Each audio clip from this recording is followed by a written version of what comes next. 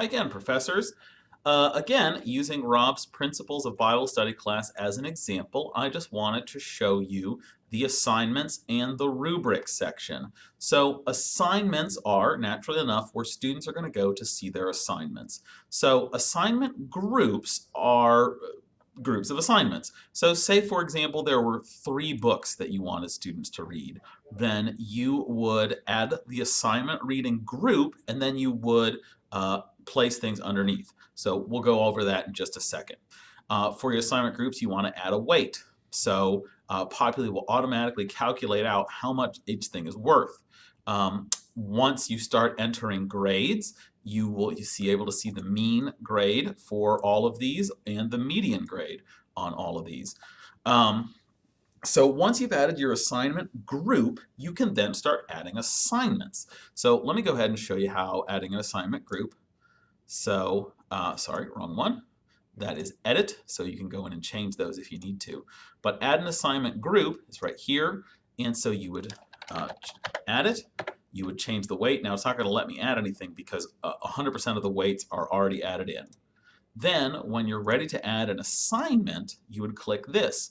So we'll just call this test assignment. We won't add a description, but you can add a description. For points, you can make it for however many points you want. Really, all this is for you is just calculating it out. We encourage you to make all of your assignments 100 points because, again, if you have put the weight in the assignment group, then Populi will automatically calculate it out for you. And, if you think a student gets a 90, you put 90. So you don't have to then, turn it into 180 if that's what you think. If that makes sense. So anyway, you'll choose the points. You'll choose what group it goes into. For this one, we're going to do exposition paper. Now, type, there are a lot of interesting types here. A grade-only type is grade only.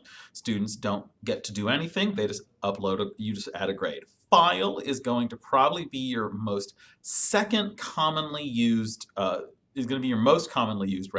type. So what this is when students click on this assignment for more info, it'll give them the opportunity to upload a file. And then you can download all of those files after the due date. I'll show you that in a minute. Peer review files you put them in, you can choose how often students have to make a note. So basically every student has to read every other student's and make a peer review. Not commonly used, but they're tests. If you are interested in setting up a test that Populi automatically grades, please get in touch with me. We'll get that set up. Attendance we don't use, but if you wanted to do an assignment that's based on students attending, you could do that. Discussions are tied to discussions, which we'll discuss in a later video. So you set parameters on an online posting, and students get graded based on whether or not they hit those parameters. Essay is essentially like a file upload, except students can type right into a field that Populi provides. And finally, peer-reviewed essay is like the peer-reviewed file, but students are commenting on something that the student has already typed. So for the purposes of this example, we'll still call it grade only.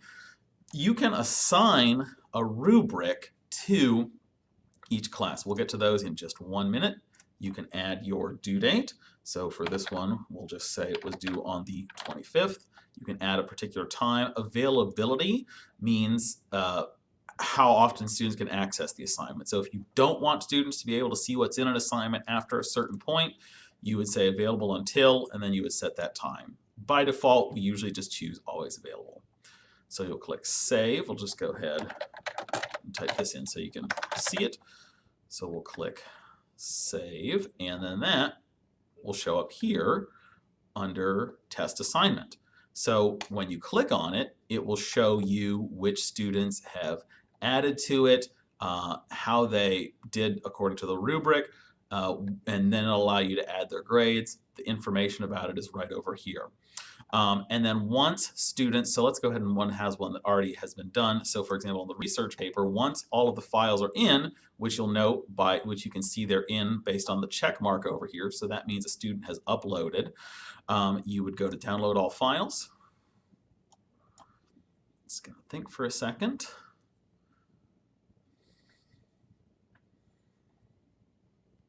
and then it'll choose a place to download. So it'll download as a zipped folder, and you'll have to extract it and use it that way. Okay, so that's it for assignments. If you guys have any questions, call or email me or leave a comment below. On our next video, we will talk about rubrics.